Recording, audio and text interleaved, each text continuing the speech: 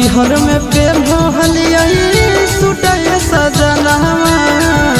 घूमे के सगर हलई छुटाए सजनावा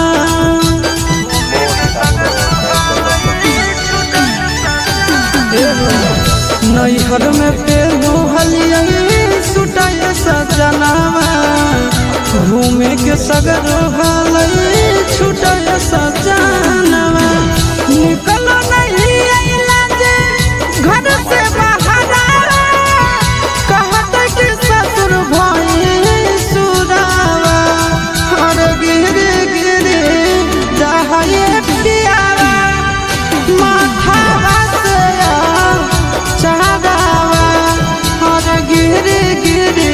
जाए हो पियावा माथा से चढ़ावा।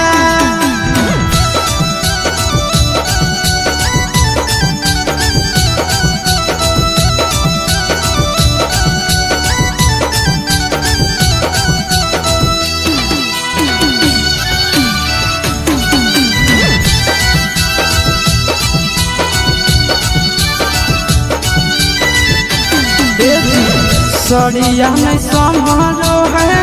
बड़ी है झमेला बात मानो आशीष नंदन यमुना लगेला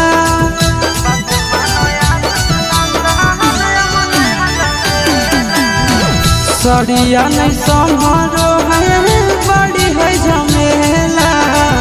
बात मानो आशीष